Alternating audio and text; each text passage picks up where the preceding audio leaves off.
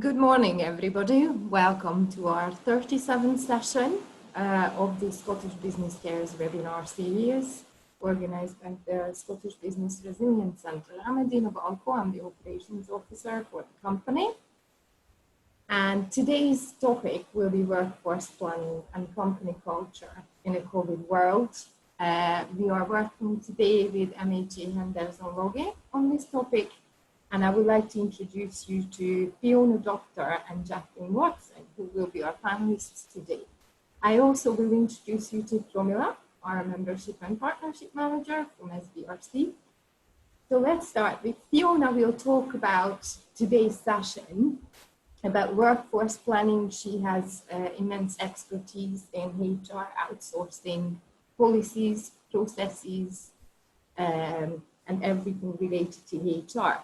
So she will talk about the workforce planning first, and then she will pass on to Jacqueline Watson, who's an accredited coach within the Business Growth Solution team of Henderson Loggie. She will talk about today about the culture and change management in the current world we experience. So after the two sessions carried out by Fiona and Jacqueline, we will have a short Q&A session at the end. Promila will manage that part of the session. Please feel free to use the Q&A and the chat options within Zoom. We will monitor your questions and we will address them at the end. So Fiona, up to you. Thank you, Adina, and good morning, everyone. As part of today's webinar, Jacqueline and I are going to cover a range of topics. I'm going to start with two very topical subjects, those being workforce planning and redundancy. And I'm then going to hand over to Jacqueline, who is going to cover core values and growth mindset, focused meetings and team structures, and locking in positive changes. All important subjects to consider as we emerge from the lockdown and plan for future success. Next slide, please, Jacqueline. In these unpredictable and challenging times, workforce planning has never been more important as business leaders are having to pivot and adapt to manage significant and often rapid change. Workforce planning is relevant to all businesses, irrespective of size, as it helps you understand how to best support your business and workforce for the medium and longer term. It doesn't have to be a complicated process and can be adjusted to suit the size and maturity of any business. In a nutshell, workforce planning is ensuring you have the right number of people with the right skills employed in the right place at the right time to deliver your business short-term and long-term objectives. This is a process we are currently undertaking ourselves and are reviewing each area of our business to ensure we lead our business out of the crisis stronger. Done effectively, workforce planning can help you reduce your payroll costs, help your business respond to changing customer needs, target inefficiencies, improve productivity and quality outputs, as well as shaping your talent management and employee retention initiatives, which ultimately will improve your business performance. I'm going to talk through the various stages of a workforce planning activity and give you some tips as to the types of questions you should be considering, the information you should be reviewing to help you work out what that means for your business. Next slide, please, Jacqueline. Step one is to understand the organisation and its environment. So begin by talking to your managers or your trusted advisors about where your business is going and any resource and concerns. This will help you investigate what's going on, what's working well, and what might work better. And if things feel very uncertain, work through some simple scenarios to find out where actions may need to be taken contingent on unfolding events. Things to consider at this stage would be, what does your business structure look like now? And what are you likely to need in the future? What are your plans to increase productivity? Are there intentions to introduce or update technology? And how well has the business operated over the last few months during lockdown? And what processes will you wish to retain going forward? Also consider the key external factors impacting your business. For example, the impact of COVID-19 lockdown on your business and also the wider economy, automation, or pending legislation such as the forthcoming immigration bill, which may restrict access to and flow of an overseas workforce. Step 2 is to analyse your workforce. I would normally start by considering the employees in post. So identify the knowledge, the skills, abilities, demographics, as well as the talent profiles and types of contracts, and also current gaps between demand and supply. You might also wish to consider other parameters such as competitors within the area, which may impact your ability to recruit talent in the future. Depending on the size of your business, this can be a very simple step as you know your workforce and have all the information to hand. Larger businesses may have to obtain this information from finance, HR, or perhaps their department heads. War on talent has been a key issue for many businesses over recent years, and whilst the impact of COVID-19 is likely to ease this pressure, it is important to retain your top talent for future business success. Step 3 is to determine your future needs. So what are the right questions to be considering to determine these needs? In terms of skills, do you have the leadership in place to deliver your strategy? What are the critical capabilities, skills, and competencies to help you drive your strategy? And what is the impact of digitization on processes, people development, and recruitment? This can cause decline in some roles and demand for different skills in others. In terms of right size, is predicted staff workload significantly increasing or decreasing? Are technologies driving change to your structure or productivity? Again, this can dramatically impact the number of people you need. And have you identified roles critical to achieving your business objectives, and are there any challenges in filling these? Turning to cost, what are your people costs, and are these likely to rise in line with expected revenues? And what are the costs of hiring and developing capability? In terms of location, are people in different job families in the right locations? Are there sufficient people in the surrounding area to fill any gaps? And do you need as much office space going forward? And finally, shape. Are your core capabilities strong enough? Is distribution across job grades in line with requirements? And is there an appropriate balance of operations, innovation, project development, and managerial positions? Step 4 is then to identify workforce gaps against your future needs. And the information gleaned from steps 1 to 3 will help you identify the gaps you need to address. These may include gaps where the likely availability of people is lower than your needs, so more staff need to be brought in or developed. Negative gaps where there are more people in certain groups than needed, so you may need to consider redundancy or redeployment. And gaps in skills, but not in numbers, so training or reskilling may be the answer. Having identified your gaps and your action areas, the next stage is to determine the specific actions you will need to take to close those gaps. And there are a range of options available to businesses to support them meet their needs. The most common are redesigning jobs, which makes better use of people, or reduces cost by shifting the skills mix of higher skilled to lower skilled people within the same kind of job, and multi-skilling your workforce, or using technology to replace some labour activities. Changing contractual arrangements to increase flexibility. You do, however, need to be mindful that you cannot unilaterally amend terms and conditions of service. Investing in technology and redundancy or redeployment. For many businesses, the short to medium term focus has been the need to reduce people costs or headcount. And many businesses have addressed the immediate impact of COVID-19 by making use of the CGR scheme, which, as most of you will be aware, is in the process of being wound down and will end on the 31st of October. The CIPD's Labour Market Outlook report, published on the 10th of August, noted that in addition to the scheme, employers have tried to stave off redundancies by using a range of options, including implementing recruitment freezes, pay and bonus cuts, as well as introducing flexible working, layoffs, and short-time working. The report also worryingly highlighted that 1 in 3 organisations are expecting to cut jobs as the scheme winds down, and I'm going to pick up on redundancy in more detail in a moment or two. The final step in the process is to monitor and evaluate your actions. So create your one-page plan, set your SMART objectives, provide support and information to your management team if appropriate, and regularly review progress against these objectives with your management team or trusted advisors. By taking a proactive, methodical approach to workforce planning and working your way through the 6 steps, you will understand where the business risks and opportunities are going to come from and how you can ensure you have the resources you need to respond successfully to whatever future scenario unfolds.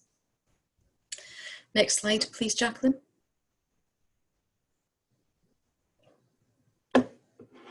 Thank you. With the winding down of the CGR scheme, it is clear businesses are now seriously analysing what options are open to them. ACAS and Citizens Advice are already reporting a surge in demand around redundancy services. ACAS have recorded a 162% increase in calls relating to redundancy over the last 2 months. Given the potential for costly employment tribunals, it is important that you ensure you follow a fair redundancy process to mitigate risk. Redundancies are often looked at as a way of reducing numbers of employees. However, the legal definition relates to job roles and not people. For there to be a genuine redundancy situation, there needs to be a business closure, a closure of a particular workplace, or a reduced need for employees carrying out particular work. Prior to commencing any redundancy consultation, it is important to create your business case to help you plan the process. It doesn't need to be long, but should detail the reasons for the redundancies, which part of the business will be affected, the anticipated impact on the business, including numbers involved and timescales, and actions taken to avoid redundancies such as cutting overtime, short-time working, or recruitment freezes. I tend to use this document to create the announcement of the potential redundancies to affected employees and throughout the process to ensure the message is consistent from the start. In addition, a business case can help you evidence that a redundancy was not used as a way to cover up other employee issues. Other factors you should consider at the planning stage are consultation timescales, the selection method, alternative roles, and the financial impact to the business. Next slide, Jacqueline, please. An important stage as part of the planning process is to identify the pool of employees who are at risk of redundancy and the appropriate selection methods. The selection pool is identified by looking at what type of work is ceasing or diminishing, which employees carry out this work, do similar work, or have interchangeable roles, and whether there is an agreed pool with union or employee representatives. It's up to employers to determine the most appropriate selection process, and this could include seeking volunteers, scoring the pool on agreed selection criteria, or through an interview process. When using selection criteria, employers must consult with employees or any representatives if they are in place, but there is no requirement to agree on the criteria used. The most common are skills and competencies, absence levels, although you must discount any leave which may be deemed discriminatory, technical expertise, experience needed for new role, qualifications, timekeeping, and disciplinary warnings or records, although excluding spent warnings. Last in, first out is rarely used because this could discriminate against younger employees or female employees. Whatever factors are used, they should be objective and be able to be cross-checked against records such as appraisal documentation, absence, or timekeeping records. It is worth noting that if a business is proposing to select staff for redundancy based purely on the fact that they are furloughed, there is a risk that this approach may give rise to an unfair or even discrimination claim. The extent of the risk will depend on the reasons for staff having been placed on furlough in the first place and the selection process that was used to do this. For example, if staff have been put on furlough because they are having caring responsibilities or were shielding for health reasons, Subsequently pooling and/or selecting these employees for redundancy is likely to constitute indirect discrimination based on sex, disability, or age. It's therefore important to reassess the fairness of pools and selection criteria and consult staff about this at the point the redundancies become necessary to ensure any redundancies are not substantively or procedurally unfair. Moving on to consultation. The consultation process employers need to follow depends on how many redundancies are proposed at one establishment. Individual consultation is carried out where there are less than 20 redundancies proposed within a 90-day period. And collective dismissals of 20 or more employees are covered by specific statutory procedures. When an employer wishes to make 20 or more employees at one establishment redundant within a 90-day period, the employer is also under a statutory obligation to consult representatives of the affected employees. In these cases, there is still an obligation to consult individually as well. I would strongly recommend anyone contemplating making 20 or more employees redundant to read the ACAS guidance handling large-scale redundancies prior to commencing any redundancy exercise. Redundancy consultation should start in good time and allow for meaningful consultation. It can also be started with employees whilst they're on furlough leave. Any normal redundancy procedures should be followed but adapted to allow for social distancing. Zoom or Teams calls would be an example of this. Although the precise number of meetings will vary from one redundancy situation to another, there will be at least a first meeting, usually with all the employees potentially at risk of redundancy, to explain the background, set out the proposals and seek views on the preferred selection methods, and to establish whether the employees have any alternative suggestions to avoid redundancy. Assuming nothing changes, the next step would be to apply the agreed selection method and continue individual consultations with those who have been provisionally selected for redundancy. The number of meetings that follow would be dependent upon points raised as part of the consultation, but generally 1 or 2, with a final formal meeting at which the employer summarises discussions, confirms that the employee is to be made redundant, the dismissal date and payments, and the employee should also be given the right to appeal. It's good practice for all the discussions and meeting outcomes to be documented. An employee does not have an absolute legal right to be accompanied to the redundancy consultation meetings, but the best advice is to allow the request for a companion for those employees who wish to be accompanied. Employees do, however, have the right to be accompanied at the final meeting when termination of employment is being discussed. Suitable alternative employment. As part of the consultation process and up to the effective termination date, employers have a duty to seek to identify suitable alternative employment opportunities for redundant employees. Employees have a right to a 4-week trial period in any new job. Moving on to notice period. There are 2 types of notice period, statutory and contractual. Statutory notice is the minimum legal notice that can be given. Employers should give the employee 1 week's notice if the employee has been employed continuously for 1 month or more, but for less than 2 years. Or 2 weeks notice if the employee has been employed continuously for 2 years and 1 additional week's notice for each further complete year of continuous employment, up to a maximum of 12 weeks. Contractual notice is the amount of notice that the employer can set out in the terms and conditions of employment, which can be longer than the statutory notice. Employees who work their notice period have a right to reasonable paid time off work, to search for new work, or to carry out training. Finally, redundancy pay. Employees with 2 years continuous service are entitled to statutory redundancy payments.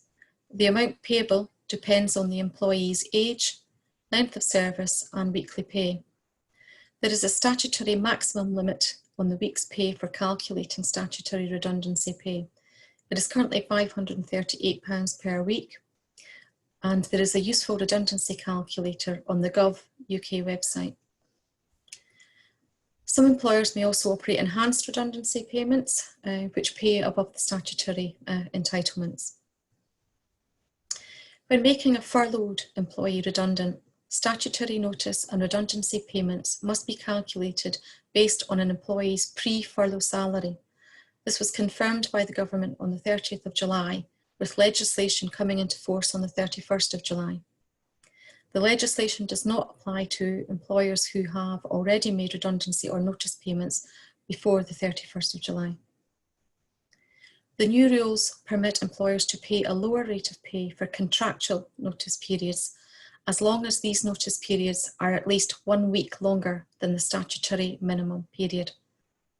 The contract must give at least 1 week more than statutory notice, and then notice pay will depend on other matters, including the furlough agreement and any redundancy scheme in place.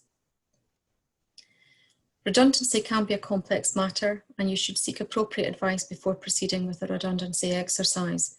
ACAS have a telephone helpline, and there is a wealth of information on their website too. I appreciate I've covered a lot of content, so I'm happy to answer any questions you may have at the Q&A. I'm now going to hand over to Jacqueline, who is going to give an insight into more positive matters businesses should be considering as we emerge from lockdown and plan for future success. Thank you. Thanks, Fiona.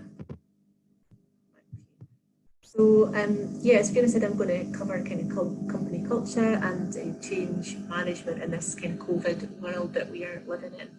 And COVID has had a big impact on company cultures, and some organisations, as we know, have had to change overnight, sometimes to full remote working. And as the CEO of Microsoft said, we saw 2 years of digital transformation in just 2 months. Other businesses obviously sadly had to close also overnight, furlough staff, or ask staff to take pay reductions to actually help protect the business. But prior to this, change for most of us tends to be slow. We are creatures of habit, but not so much over the last few months. We've had major disruption to our lives, and what I'm seeing is a lot of business owners, leaders and employees of businesses and organisations are exhausted and some facing sort of a burnout because of the last few months. And although there was a lot of research at the start of lockdown to suggest that there was a big surge in productivity levels, particularly for those that were working from home, there is some research now to show that this has now started to tail off a little bit as motivation levels begin to drop, and as people feel more isolated at home and less connected with the real office environment.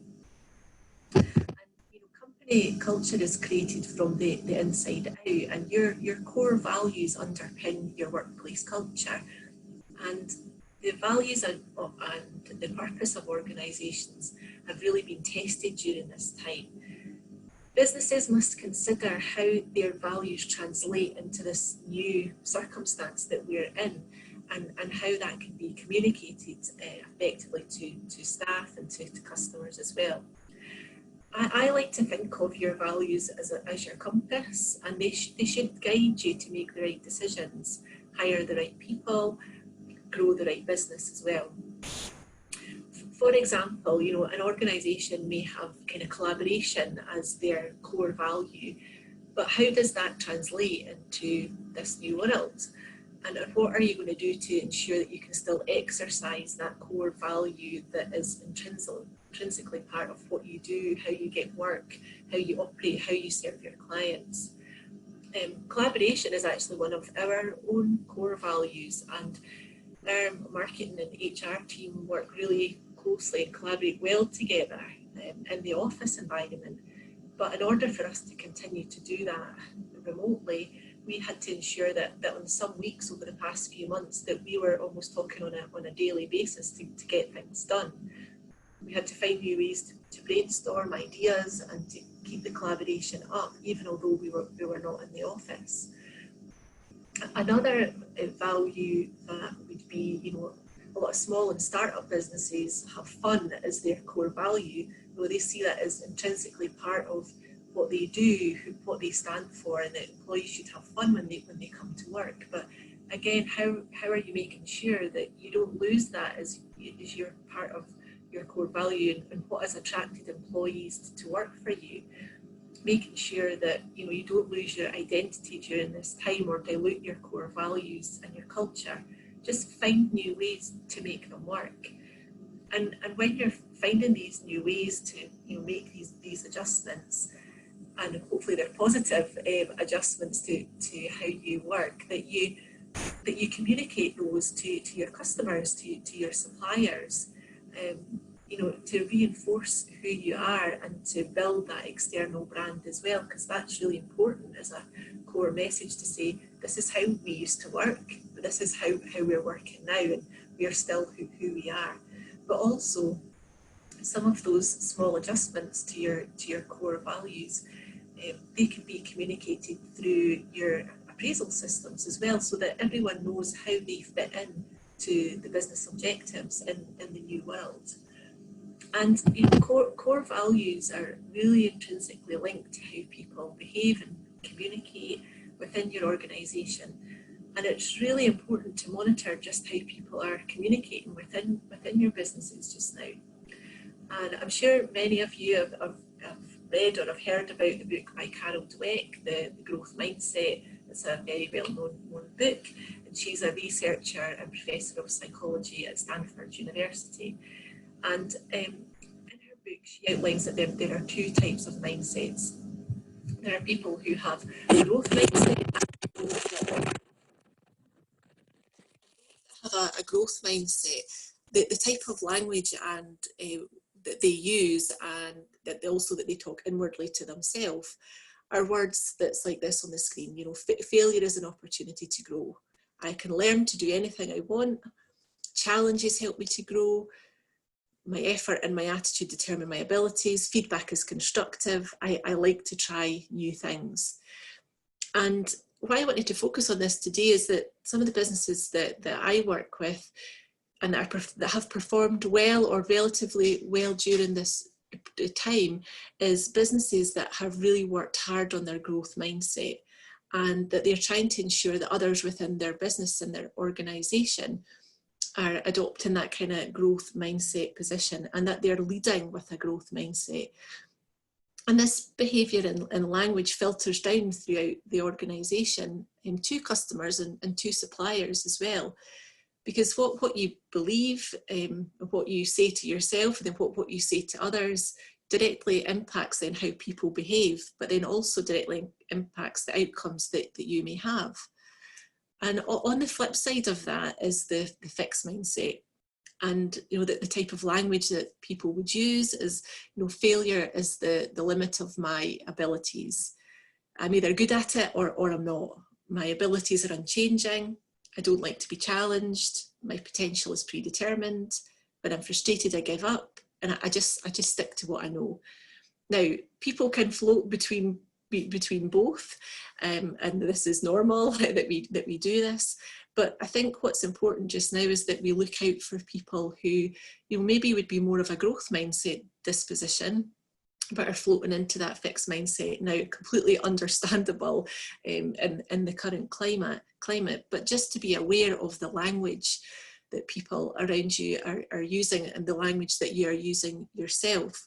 Because again, what you believe impacts then what you say, and then impacts your behaviours and the behaviours of others. And this can filter down throughout the organisation and impact the culture of a business in a very short space of time. And I also, I guess, leading on from that and having that kind of growth mindset, leading with a growth mindset, I really wanted to talk today about the importance of focused meetings and how that has an impact on culture, and how you can help to push through change and just to deal with change as well. And meetings are an essential part of how we do business and how we just get things done. But I think, as we all know, sometimes they can actually be a huge waste of time. And I just wanted to show you this video. So fingers crossed it all works and we can all hear it well. So it's 5 minutes long. It's from Patrick Lencioni. He's a little bit shouty, but just bear with it. He's got some good points. He wrote the book and he's famous for the 5 dysfunctions of a team. This was obviously recorded pre-COVID. It's a couple of years old, but I think it's really important in today's world in terms of how we get things done. And he's going to talk about the 4 reasons for a meeting. And within the next 5 minutes, I would just like you to think about the kind of meetings that you've had over the past few months. What kind of meetings have you had? Are they being catch-up meetings, tactical meetings, strategy meetings, or have you had a bit of meeting stew, which is what he's going to talk about, and they've all been thrown into one. So I'm going to play the video, and we'll come back in 5 minutes, and I'll share some more insights from that. So what would you say to somebody, let's just say they're sitting here with us and they go, Pat, okay, you're stepping all over my toes.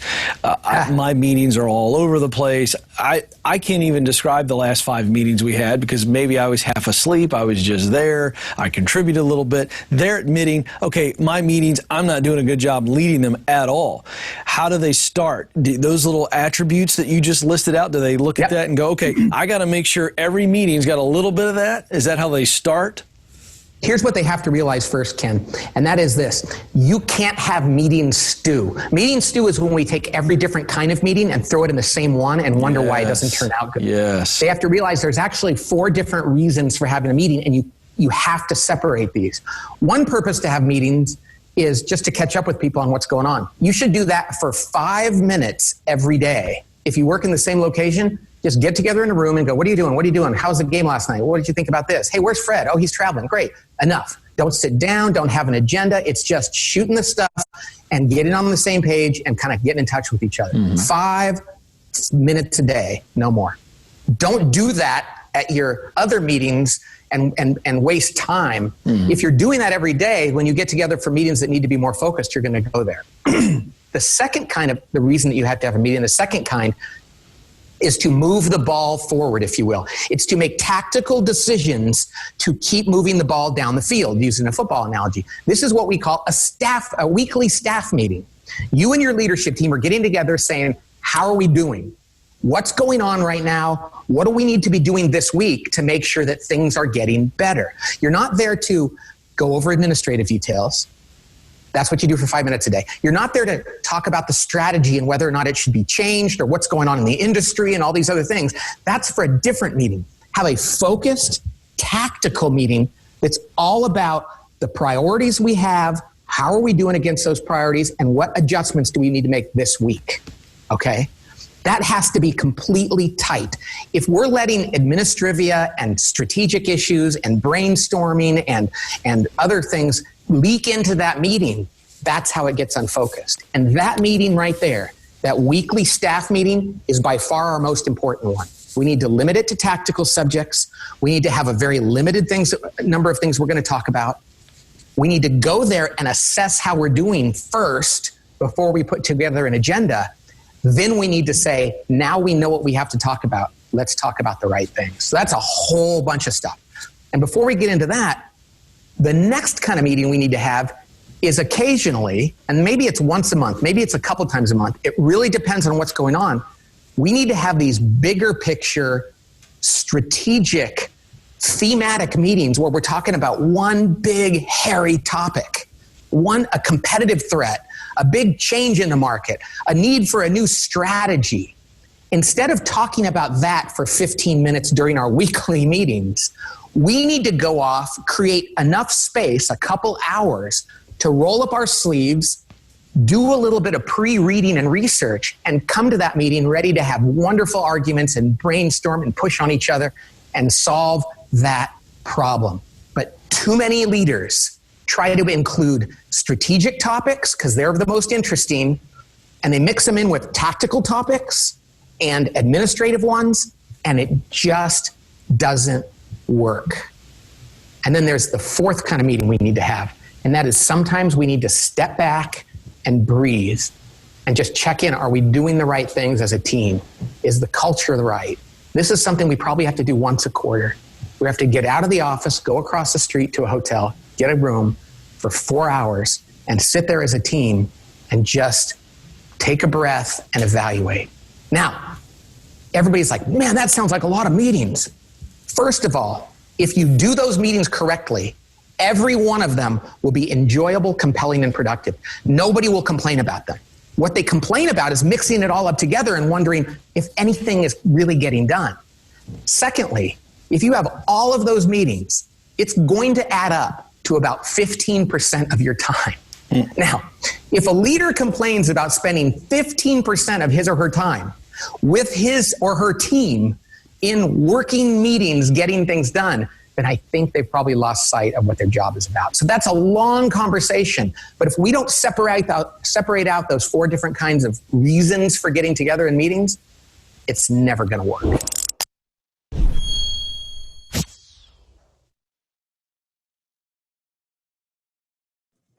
Okay. Well, I hope you enjoyed that. I say it's a little bit shouty, but we had some good points to make.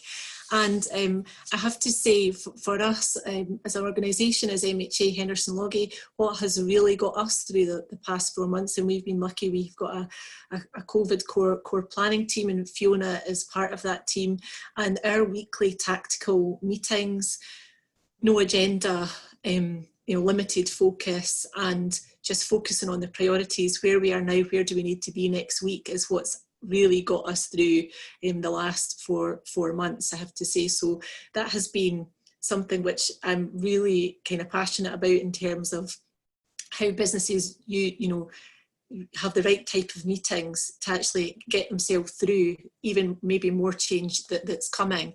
And I think it's worth noting that although Patrick Lencioni talked about the 4 reasons: casual catch-up, tactical, big picture, and higher level, I do know through my own experience with the businesses that I work with, and we do strategic planning, that it's not been monthly. We want to do weekly, facilitate weekly sessions, just to actually help to tackle that big hairy topic, as he said, and because that's kind of where we are just now, and that the quarterly higher level stuff is actually not quarterly, it's even monthly, and in some cases it might even be weekly just now. But hopefully we'll get back to this natural rhythm of meetings, but these are things to really help get things done just now, and help people understand what meetings are for, to help with the change that we are going through.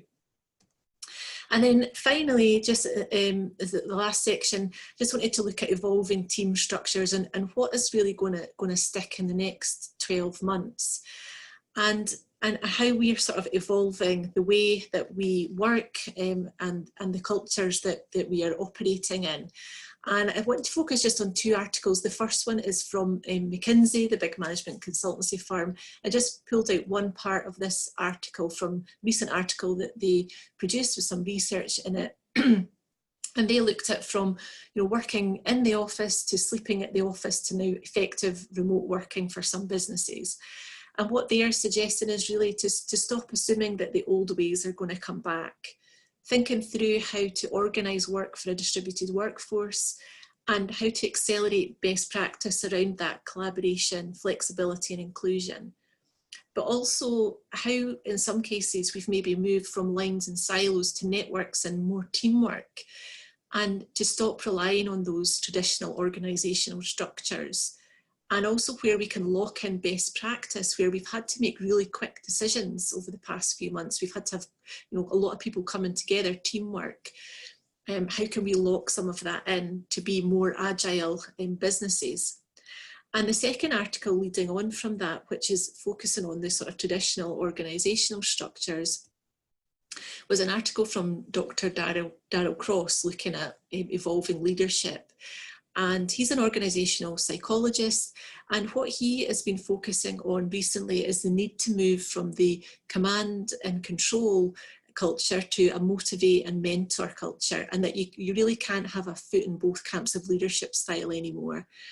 And we looked before, there was this sort of 19th and 20th century approach where you have the top-down hierarchy, top-down decision-making, controls based on outputs, arbitrary targets. Managers' job is to control budgets, annual budgets, individual rewards. command and control leader. But what he is saying is to really help us be more agile businesses, have teamwork, and be prepared for maybe more change that might be coming down the line, is we need to really have value streams and customer journeys, cross-functional teams, empowered decision makers, empirical and actual controls allowing for continuous learning, and that the manager's job is there to support workers via actual measures, and that they are appraised and how they actually improve the system of work, that there's dynamic funding models, and that there's team-based rewards, and that the worker motivation is intrinsic. But the most important part is that the leader or whoever is leading, or even within teams, that they are the coach, that they are seen as the coach within the organisation, and the coach and the mentor to staff as well. And then just lastly, is the very last few points, is just thinking about your performance over the past few months, and hopefully you are still on the right track, but it's maybe been a bumpy few months for everyone. But thinking about your kind of performance over your progress, and also maybe the change that is also ahead, and how can you make some of those changes to your organisation. But I think it's worth noting here that it is worth taking a low-key approach to change, to talk about the need for change within your organisation, and don't have a big fanfare about it, because that just engenders fear within people, and a very small, low-key, small changes approach to change is a much better approach, particularly during this time, to talk about the need for change, the challenges and possibilities in very small groups. Employees will feel more confident to engage in those types of conversations, to get ideas from staff about what's working and what's not working. But also, just finally, to how are you going to lock in some of those changes, in the light of all this, some of the positive things that have happened. You've got to know people better, you've connected more with your teams, you found maybe new ways of working. How can you lock in some of those so you don't go back to the way things were, and you retain some of those positive changes within your core values and your culture? So I hope you have found that useful, and Fiona and I are now happy to accept any questions that you may have. Hi everyone, please don't feel shy. Just because we can't see and pick on you, I can still see your names and pick on you. So these are the experts here. This is your chance to ask questions. So I would advise you to take the opportunity and ask, and there's no question, as we all know, as a stupid question. So please feel free to either put the question in the Q&A or the chat, and Fiona and Jacqueline will be able to help us.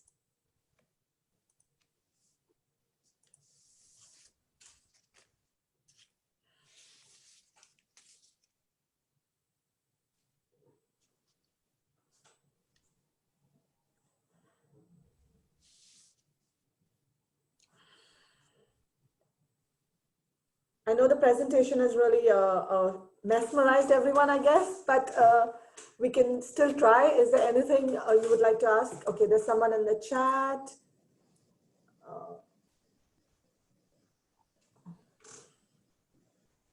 Okay.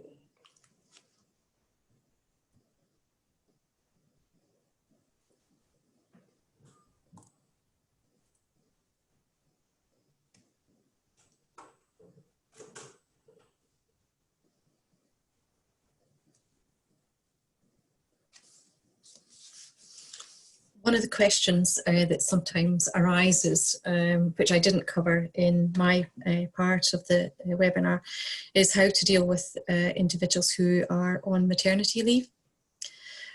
So, I'm happy to pick that up. So provided a fair selection process is applied across the pool for selection, it is possible to select employees who are on maternity leave for redundancy. However, if employees who have actually commenced their maternity leave are selected, then special provisions do apply. And effectively that means that they must be given first refusal on any available suitable alternative employment opportunities.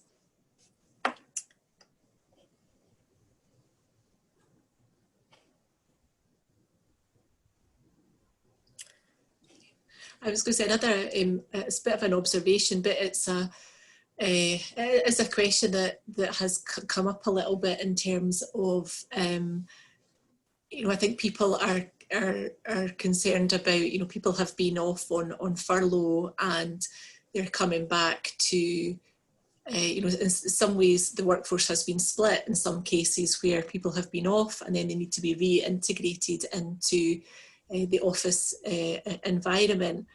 And I think that that is important to sort of acknowledge that as part of the, you know, the moving forward, and that everybody is kind of moving forward together, because some people will have been off for a long period of time. And I think, you know, that is going to be a challenge for businesses to sort of reintegrate those that have been, you know, off on furlough. So Fiona, I don't know if you had any thoughts on that, the kind of reintegration of staff that have been off on furlough. Yeah, I mean, I think it's very important to engage with the individuals when they come back. It's almost like a reinduction or a re-onboarding exercise, because things aren't necessarily going to be the same. A lot of processes may have changed over the period of time, as we've all had to adapt to perhaps remote working. But also more practically, if people are coming back into the workplace, then, you know, we're all, as employers, we're all responsible for putting in health and safety measures to ensure a safe place of work. And you need to ensure that the staff members coming back are aware of all the changes that you've actually put in place. Mm-hmm. Yep.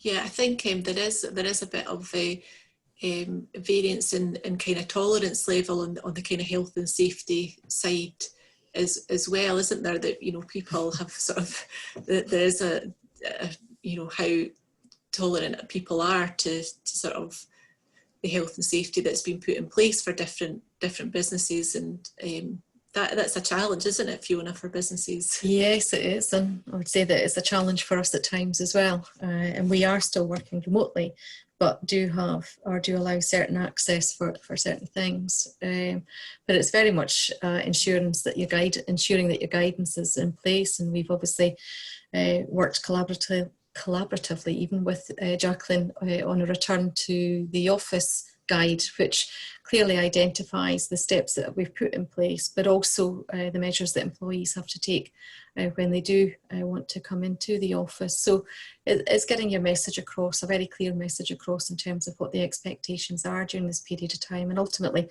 what we're trying to do is safeguard employees. Yep. I think if there's no questions, Eddie, do you want to tell the participants about where the presentation will be available, etc., before we wind up for today? Yes, there is a question here saying that you mentioned, Fiona, that there should be a reasonable time scale allowed for employees to participate in the consultancy process. In your experience, what is considered as a reasonable time scale? It differs. It depends. If it's an individual consultation, my experience, it could be anything from 2 weeks to a month. But if it's collective consultation, so 20 employees or more, then there are actual statutory notice periods or statutory periods that an employer has to follow. So for 20 to 99 employees potentially being made redundant, it's 30 days, and for 100 or more, it's 45 days. But also with those larger numbers, there is a statutory duty to notify the Secretary of State as well of those redundancies. Thank you very much. Great. Well, if we don't have any more questions, then I will close the meeting now. This video, the recording of this session, will be made available by tomorrow on the Scottish Business Resilience Centre YouTube channel, and we will send you the link to it. Whoever registered for this session today, feel free to use the content, and it will be shared, of course, with MHA Henderson Loggie. We hope you gain some useful information and some tips, and we would urge you to drive your business through this current climate. So thank you very much for participating, everybody. Thank you, Jacqueline. Thank you, Fiona. Thank you. Thank you. Have a nice day. Bye. Goodbye, Bye. everybody. Thank you.